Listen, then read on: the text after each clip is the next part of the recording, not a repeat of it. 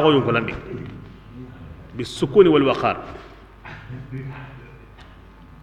serentano himbe gan ya ko na waradi Allah wadi jarabe hen ko woni ngata ko kenay la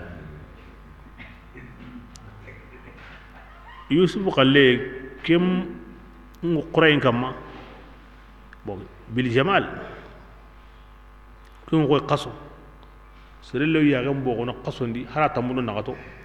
na wala ngale suko aw kundu antanya gan toron nga asikan tande kono tike nan qur'an tay kina misaliyan ken sabura serun kati ya gam pakka keni ni ya gam bo gadi na suroy be ga wadi na famu nan kanai na mundu mo burendi agama kite na mundu mo sirendi amakite يا ساوني بن فرضي لو أسمعوا يعقوب بعد ملاحة في وجهه نسي الجمال ليوسف ابن فرض سيدنا يعقوب أجا قني يوسف يا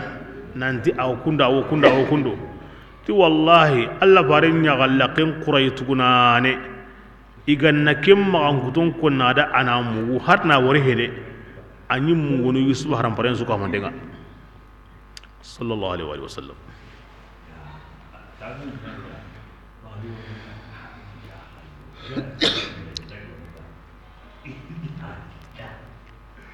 bismillah wa makanna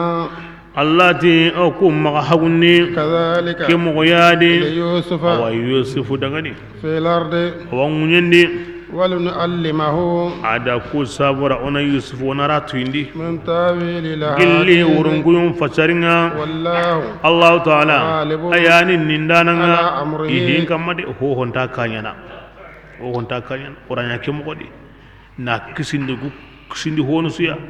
nalli hankaman pinnandai na kanu illa sonno mendi adu akarun ko adu jaman gabe maga wasu nyana an pakare to gadi ona nya lemmeya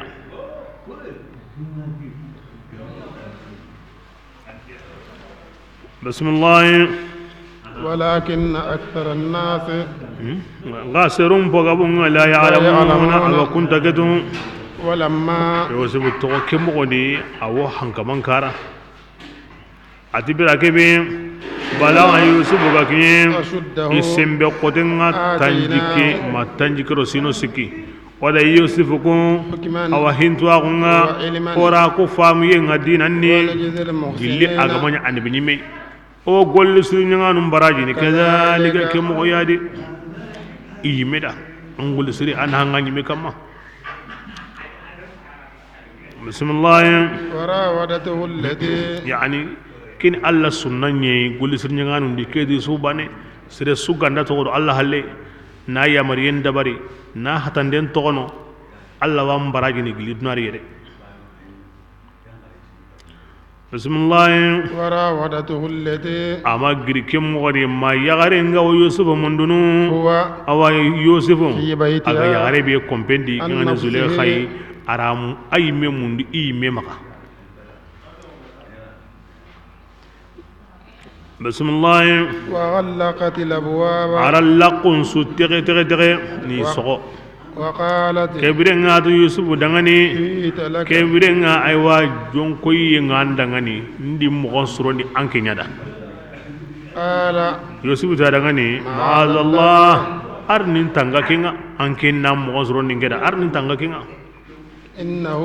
basa annatu nge kamanyugonga ربي innahu annatu himbe garin qobo rabbiya nge kamanyugonyeni أحسن مثواي arenge tauran sorondi kakeri yere nta jambana iya kendi de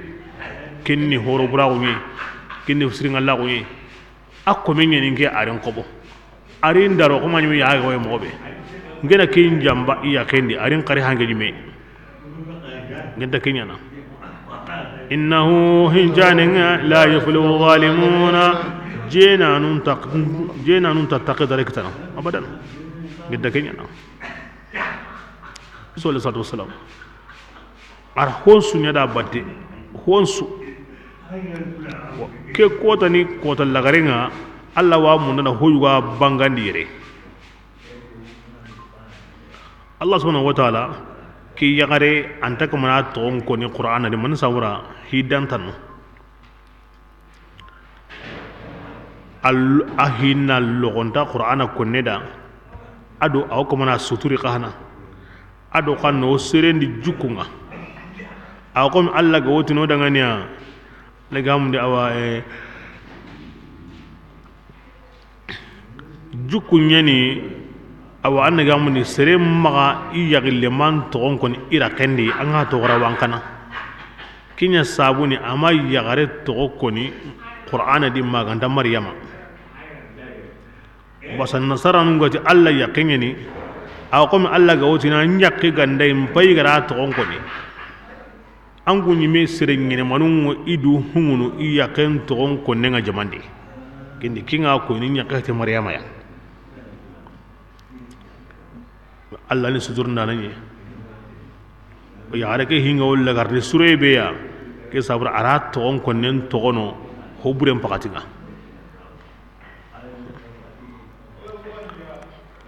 bismillah wala qad hammat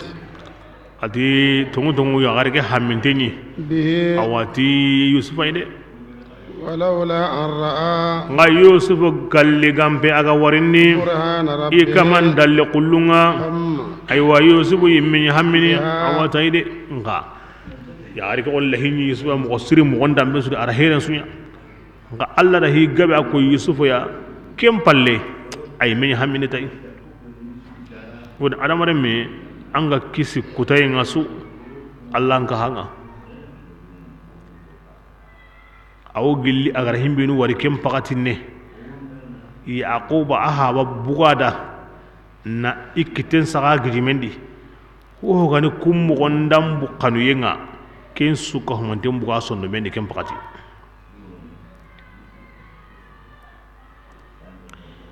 pakati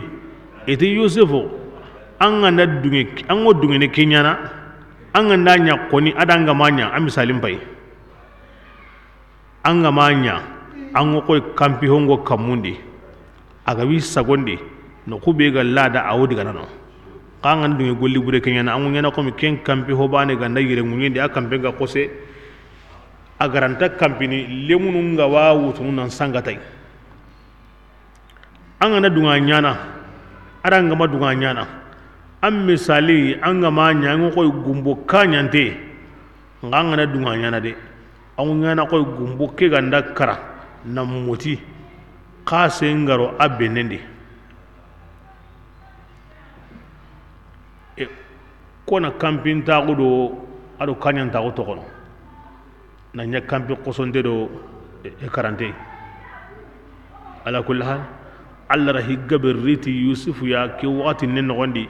himbe ko nyana sabu ya na laton di golli bureke ya qabil jumla ke sunna koy ke ti yusuf baneya sero sire anga dunge jambanya na andunge golli bure nyana andunge jene nyana anan kanyanta ko nya bonondi nan kamudunga ko bonondi nan posren su bonondi nan nyirendi nan kandi sortu jene aw hidanta no wala serenga jene aw seren na bure nyamana aw seren sahanya mana aw angiya nyamana ala salabe ga ngawanya mana sere suko ni jena na nyen dara ka wala anna bure ngon nyimine an sahango nyimine sarado giyebe ga nga aw nyimine ko ne kunta la radu fiyo woni jene un problème wa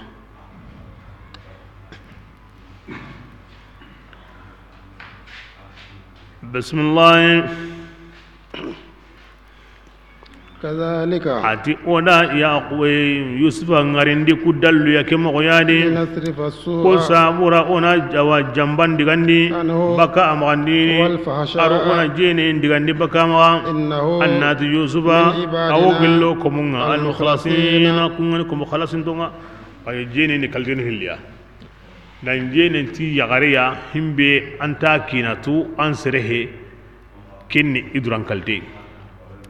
kana jene ti yagare be an ta galle manyani man tuille manyani man kapalle manyani ken kan duran kalte ki am bon ta jene su ko mandenga innahu rabbi ahsana mathwaya arin qobo on kama nyugo nyende arin daro ken hinu hilaw ke di jamba ngadi jene ngadi am pakara to gadi onanya lemme ani kandi ke mo gadi serere minga worno no kusu kandi a worno no serere mingo sakan no kusu kandi aw sakano serere mendo daron ta do khairi sugan kaba kandi ken daron ta ko bane wada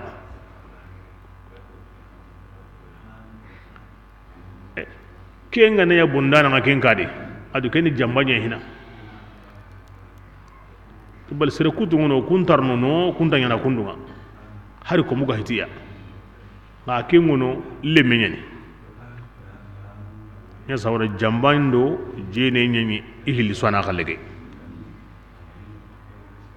Allah tira higgabe ko yey na ko hilli subuga maka man sawra iko mesre nyani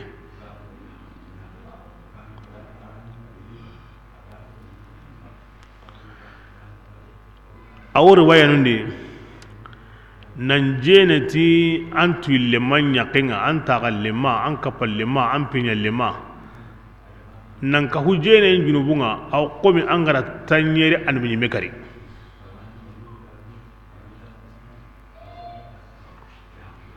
kone ken junubun paketo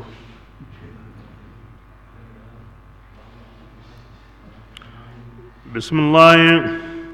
واستبقا ataganya ke mogodi yusufu gara ke kada oro yusufu do kutayin naga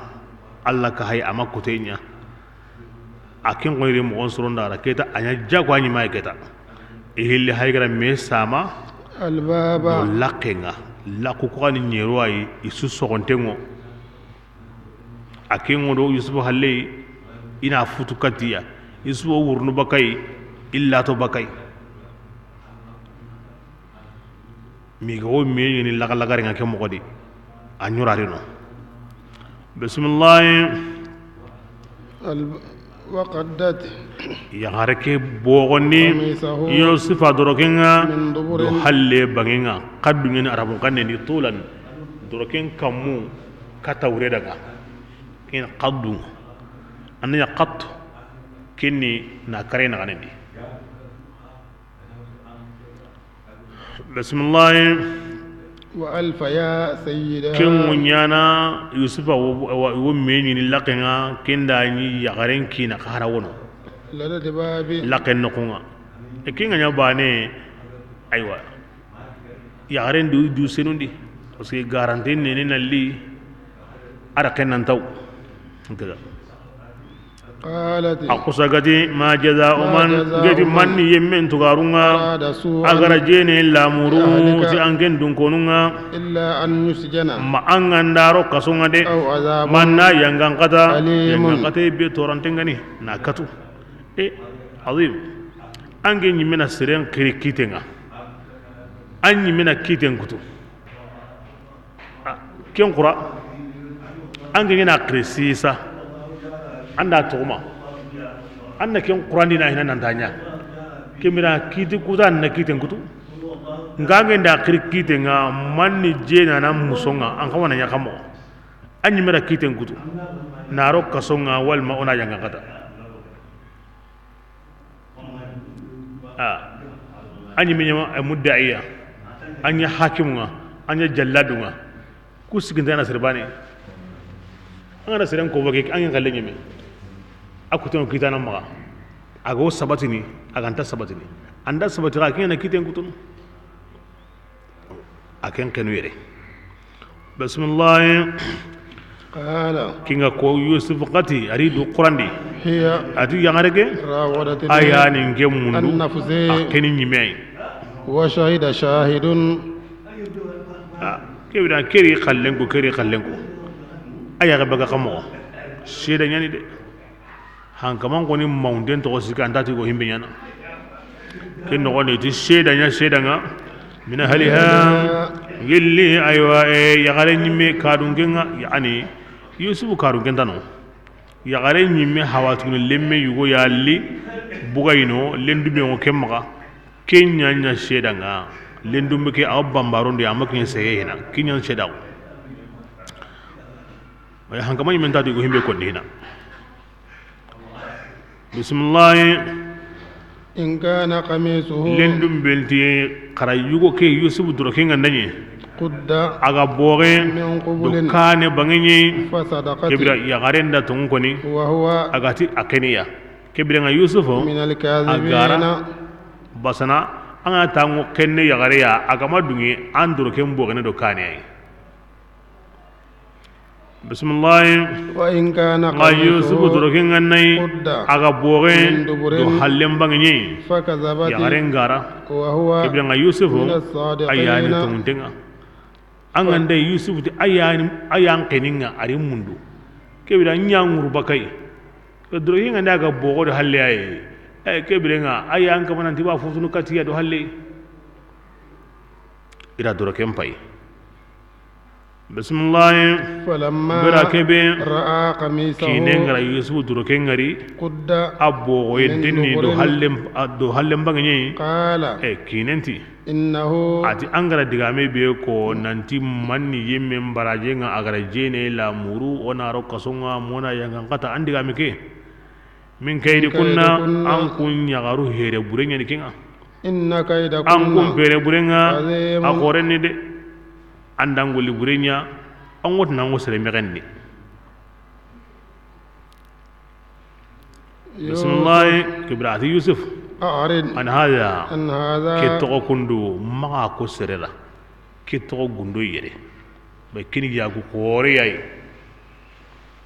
misra be gani duna suyi lenki ken palenga ko me lemme nyugo wono hankamanya ken kenu kinga akurati leminen sedagunga ke hinto kundu maga ke sankede kini jamanen lewunye o kuy me kane ona kiyan suturay to kunno bismillah fastaghfiri ati zulaykha an kana yahya mundinya لذنبك an junubunga an kenay ande garen sagay kebrenga ken gulli bul khore an nyan jambe an tlaqari an tango hokulle megendini anke kunti anke nyanyam nyala khati'in minu gara futa golli buri nya anya nanya akura ti sheda ngwa kebire nga yahe mundu hilla kapana ngu yahe mundu no kammo bori batanu nyani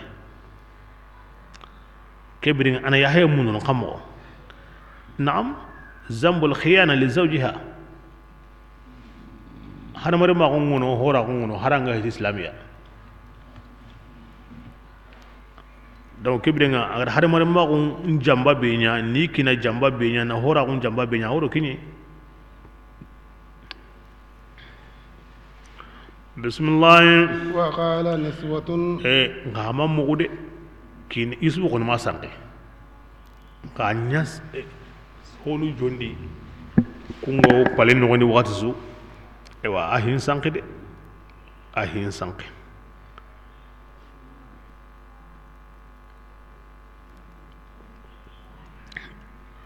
nanyika ara ko yusufu da mogobe ara ko ni kun su kada ke mogori nanti maka sanke ngera sanke de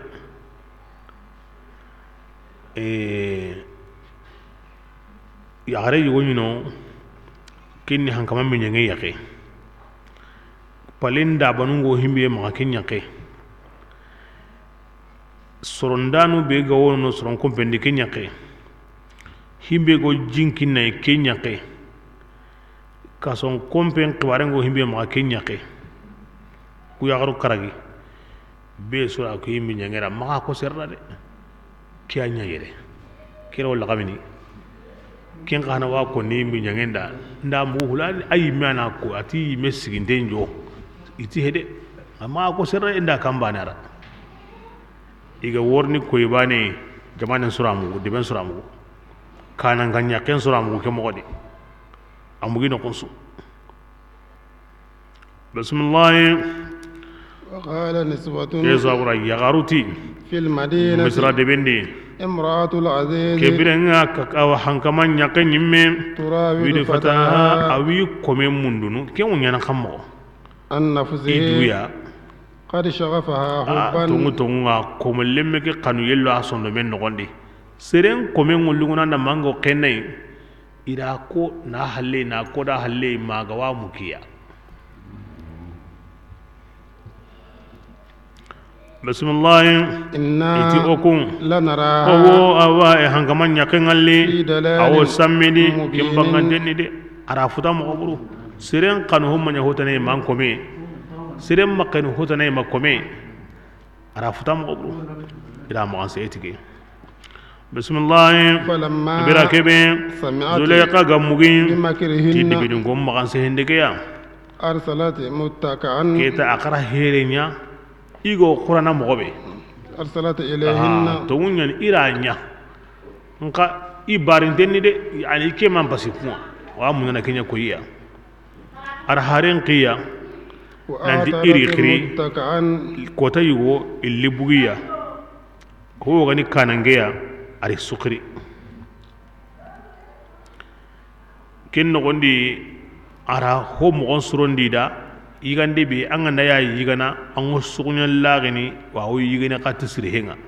ara kello yigande ni nakiniya bismillah وآتت كل ada واحدة yagarin bane suku منهن yagarin kirinto kudi Sikina. siri henga an go sugunya lagani awa hokke wa maga o yigana tilabunye besu siri henga maga an ga korosini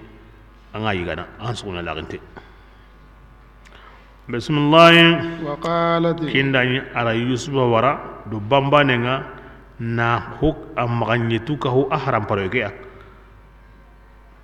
na haram parondi ata dangani ngandati annan bugu wakati kebe kem pakatinga ngobaka na jamake dunkara akko benyeni anda yamare himbe alla kutege awanyana har kesu go nyama buke mo gondi kota bane ama buga ya mariyedi himbe go gemi Allah kota bane nga kota bane amara ya mariyedi himbe gani Allah qosiya ala qa'idati la ta'ata li makhluqin fi ma'siyati al-khaliq komenni ikama nyugom batu wajibi nyeni nga maga batu hoy himbe ga tageme de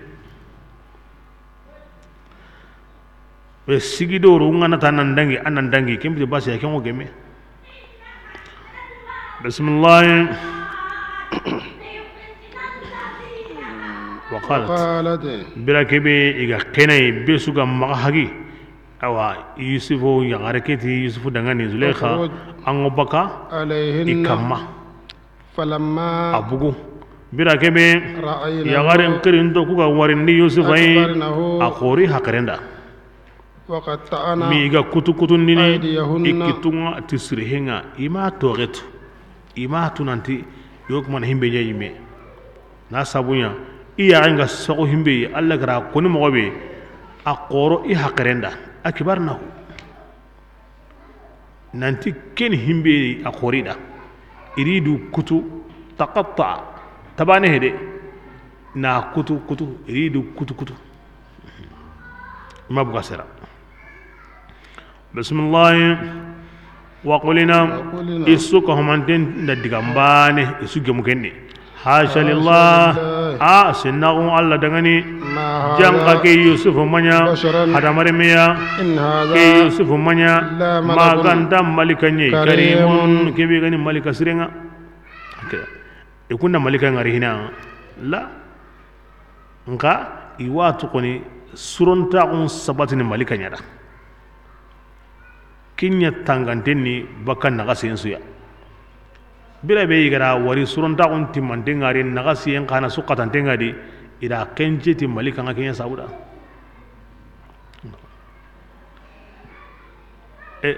haram paro en suka monten tagane gini serebe ar honta bana bismillah قالت ke ganya sa han kaman ya garanti bira ke biya gara ngari ida ke gollenyi di mabuga sera isuka humantenti ja ke hiti sirei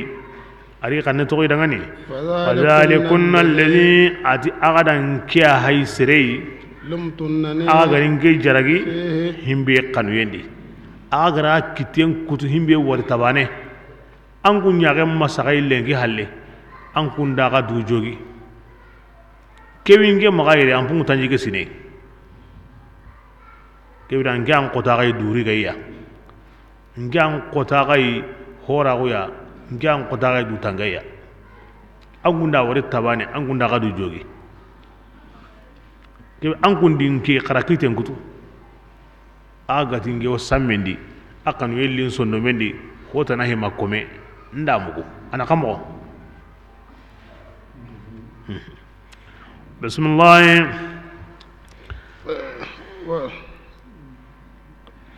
ولقد راودته ati tungunya ni ngira mundu عن نفسه idu maga ya anin kenen فاستعصم ngabara tungunya ni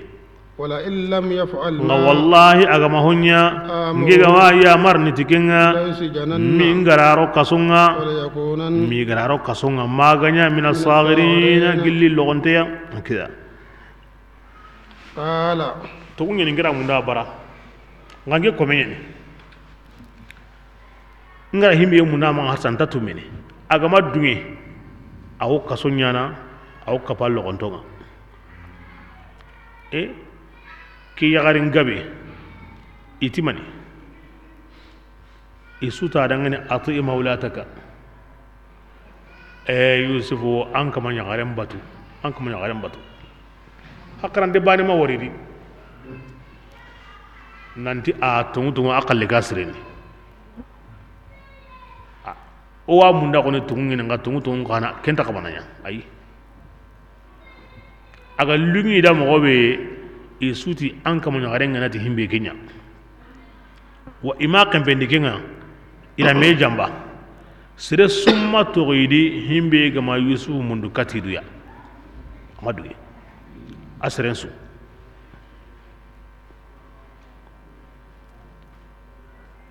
yagaru nyam misra iwosirun kinai iwi kanu yin bangani nada i me warni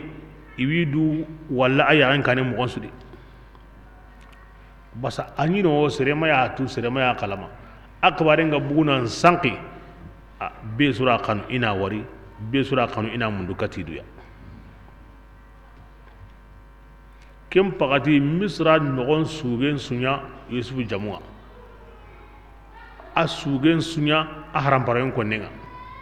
a masalan sunya yusufu akbarenga ira wari taban nan butai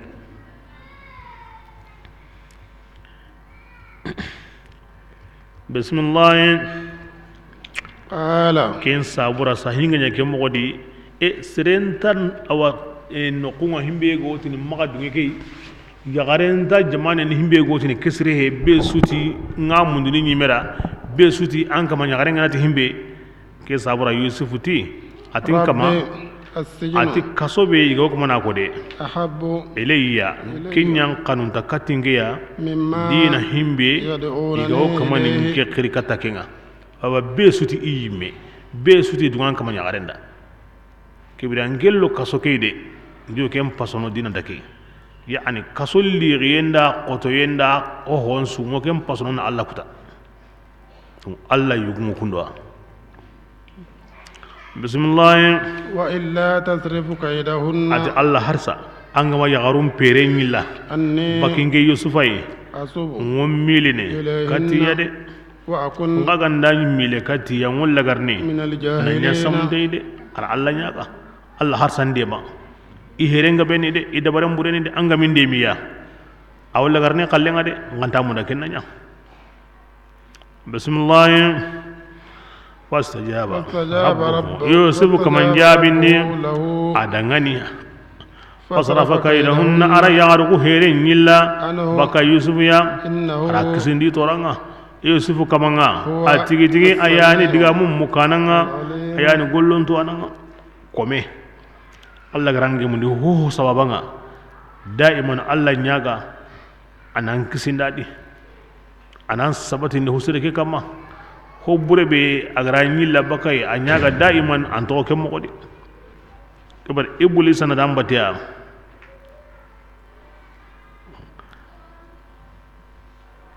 kinyo siki anta kawanan duya serebe go kundu kyon kawani duya an kanunte mu da'iman bil khawf wa tama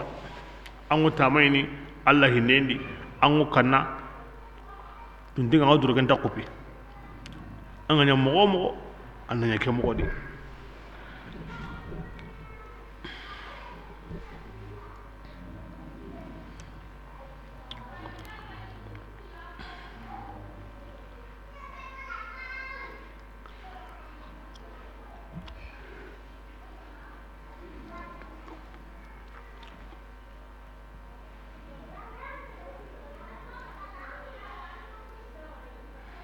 بسم الله ثم بدا لهم ati kebrenga aywa yusuf ti kimbe galli keda ara ko alla da kasoke o kem pasono igari kirikata kebeya ara alla nyaga ani kisindiya alla tira do nyabe alla gal kebe jabe kinyaw nyana e kunni meto warayinga himbe ga bange idangani min ba'di ma abange idangani hom palle awlayat ila dallu ngaride yusuf kullenni de ama junubunya ama harbaniya nga hakaranu hilliya ngari masiko igara himbe warikendi nanga yusuf qurayinga la yasjunannahu kebirenga inaro kasonga hatta hinan kata wuce kebira ila kenya warikenya pasangunta zule khama gridi kinai ke kome eburinke arinya gundi jamandi an genta ma ko serera be sura mugo yo kuma nan dinki kene harinda sirun kiri kimmin qurandi ke biranga hinu hili ko kenya ko nanda ni membugo nan diga saganundi nan diga jama ka hudingra nunga ni luzuran kiniya nangin togo palendi kompenga yagarungari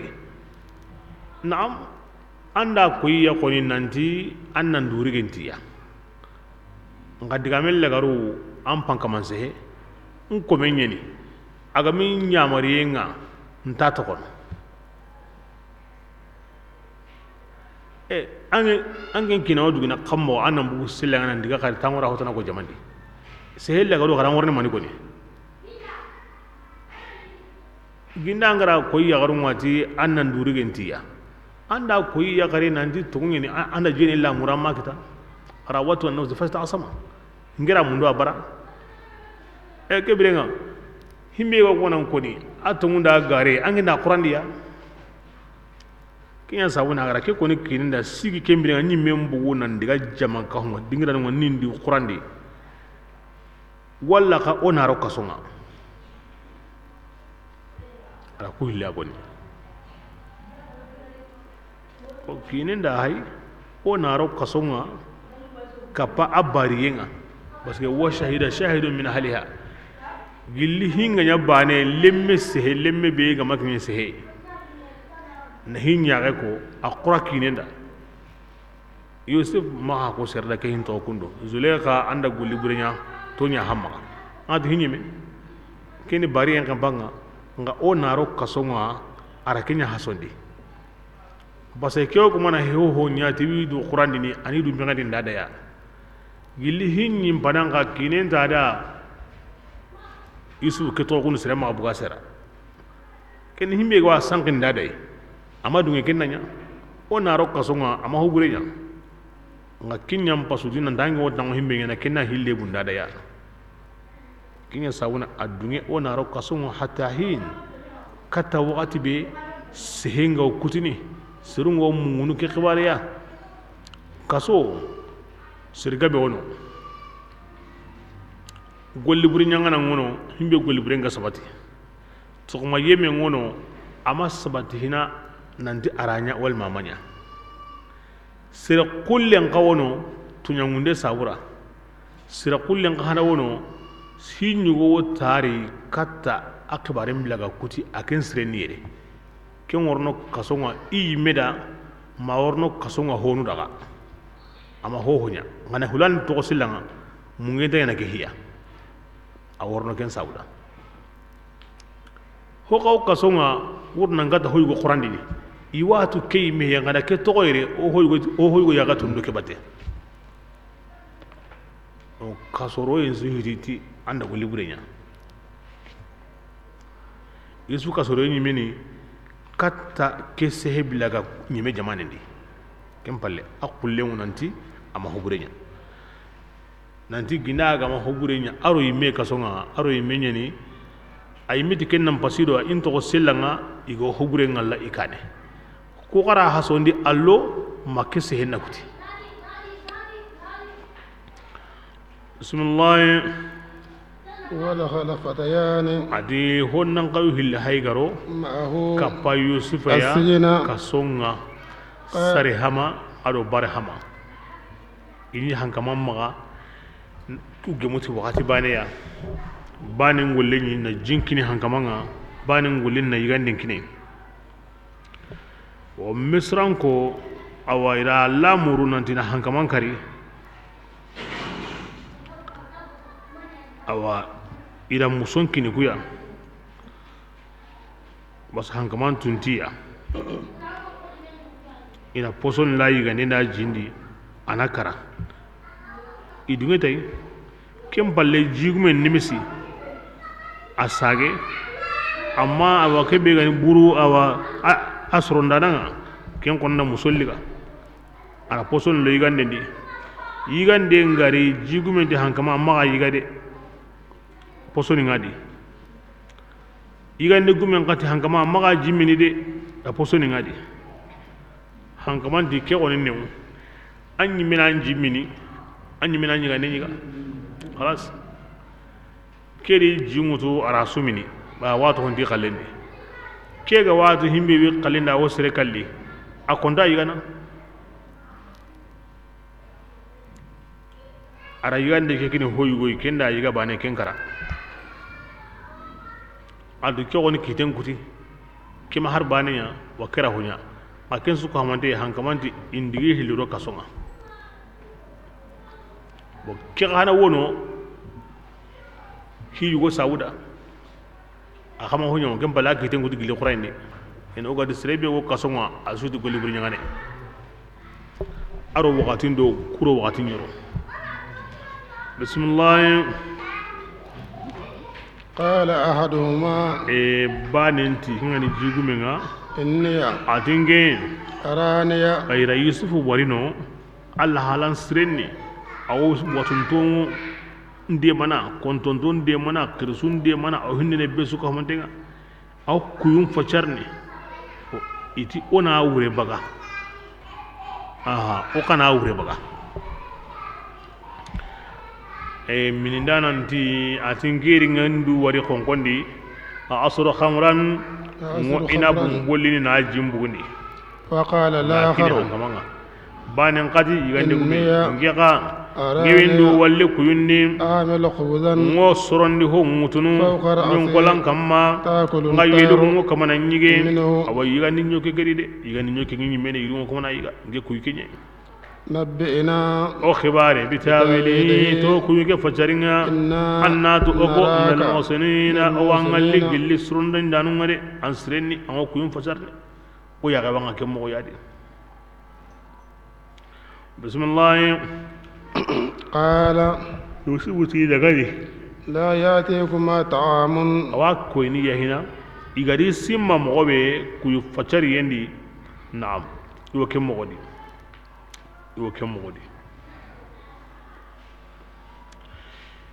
ati dangani yande ndari ne an kumpilliya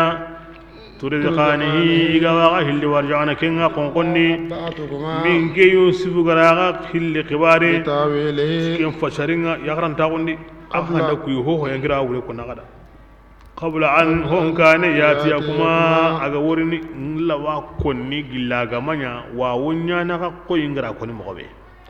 zalikuma aga hilli dangen kuy to agunga konyu wani allah mani rabbi kamangarin to indike be ya allah ho gabe kinge to agundi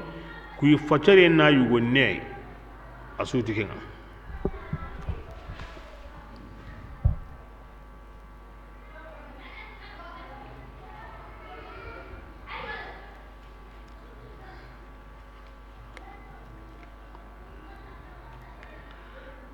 yusuf alayhi salatu wasalam wurondi ani nahilana kiyendi awo sumunu awo sehendo kasuranto mbate ni hakare kiniya na sabari yen killen koyiya awi nyagalindi ni allah to mo mo awo nyemene himbe go kane kinyan koto korinto aw khair nyani da kasabari kanyagali a iwotini gillangari yere lemneke yere barke yere qura an ken sehenna li an pinum barkantenni an tagalle ma gon sereni an ken bugudo minne an ken ni koy ingeni yusuf yayi ngi habani allah kanani yaqub ngi kisimani allah qursindi honye ishaq ngi qogoni allah kanani ibrahim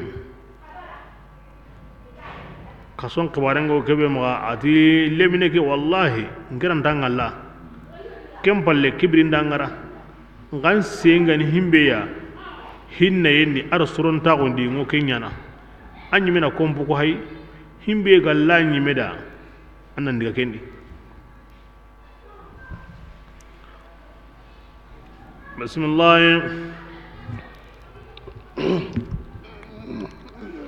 inni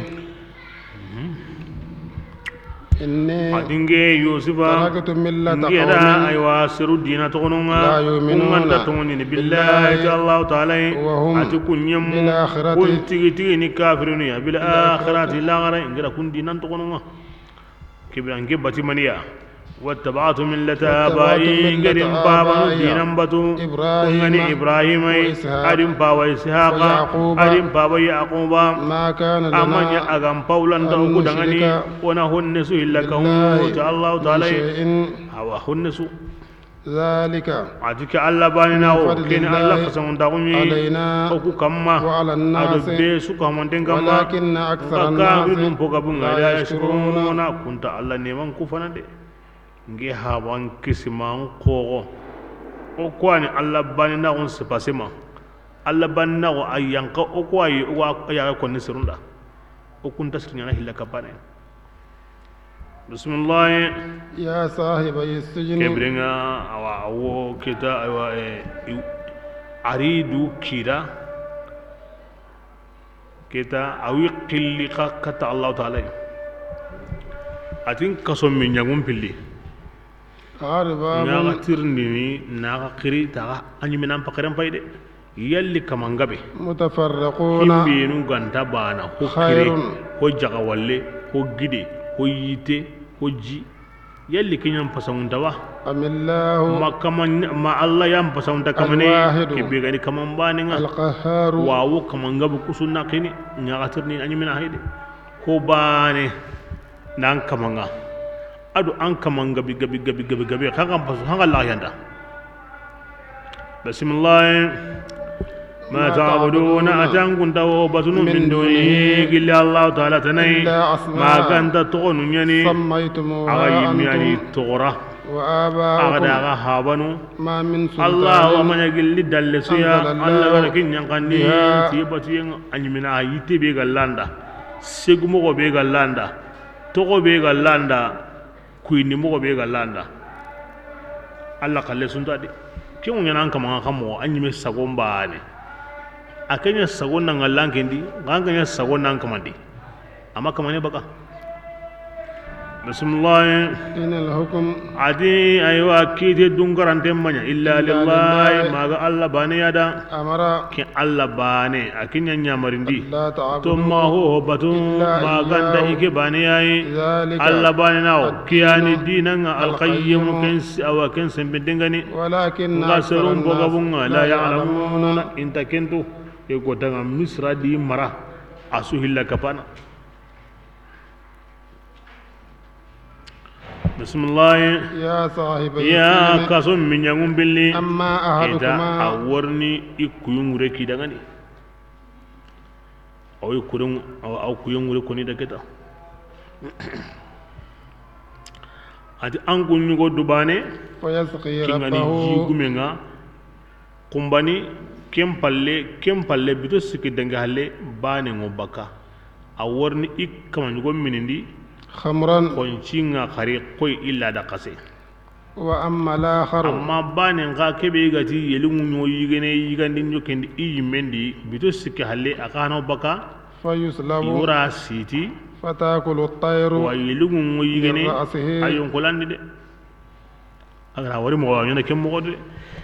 siti nten ngoni yele nga yiganyu kolandi kenni kallini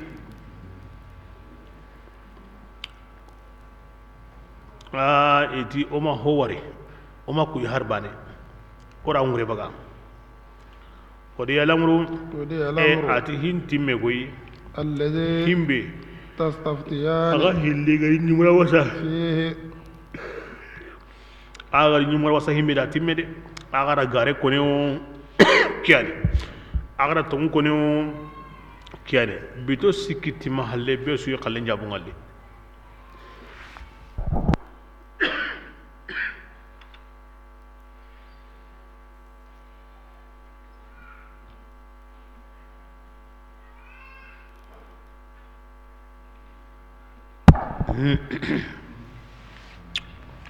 بسم الله وقال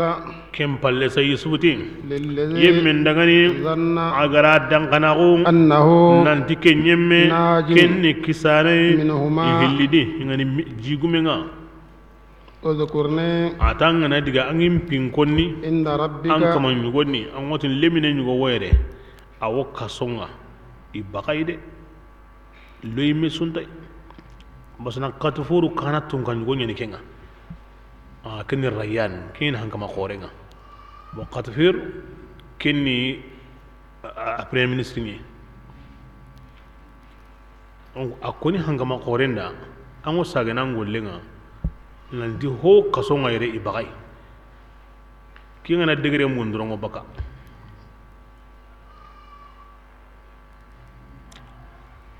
bismillah wotini ku tuwagunu da al'ulumu zanniya ita wani kinye ku yi facari yano ramul nu wotin da al'ulumu zanniya na tuwa ma ken yoke di basintai aka ma suka mbuga ma ken yoke di kinye ashariya ngollenga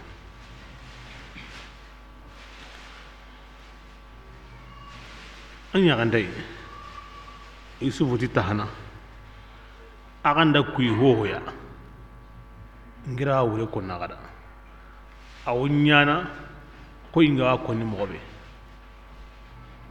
atu ga dangana on kampanga agara wure ko igati wo sangana atu quriya al amru alladhi ihtasal ngara himbe ko alla kite bata ñeme atu kinin sagunte ngay kampanga de khari maniko alla to daga ni asagunte nga way mogobe zannu ñeni qala lillazi zanna alla hay gara aga sagay mogobe hay gara sagu mogonya koda agara simma himbe wo kisini yani diga men kon mogo yaqin nka alla hay gara yusufu sonno men mogonya koda ngani asagunte ngay bas awa gigini nanta awgina towi kuyunni kenye kuyi facari min ulumi zanniya to agoni min nga gigini koni aw nyana ke mo yadi hari tahana qir sunya koni ke mo ngana kuyun kira wa simman awrin khairinye wa simman awrin ke wa koni ke mo gadi inta koni ko mi sasuru nga koni mo be na konan kutya kama ay kenta gilli nda gilli hamo kempidi jukun koni mo nga ودني كتوا غندا من علوم الظنية الله قال يوسف مغلق من قال للذي ظن أنه ناج منهما اذكرني عند ربك أحقرين دي أجي كن هم بيجو كسني كن يجيو مكاي أدي بدون سيجانا دانجي أنا بقوم بي كوني كمان يغندا تي هو يري إبغاي نارو كسونا للذي ظن وسرنا كن فهم مغسر كتواونو وتنا العلوم الظنية أتقون كينها الشريان دي أن تقتني nga hanke ndanya na kama an kembe ga worni ala kembe ga konni aga suna golli tike moya aga ho maganya ti kuti nga kama anta gilli kembe ta jukunga bismillah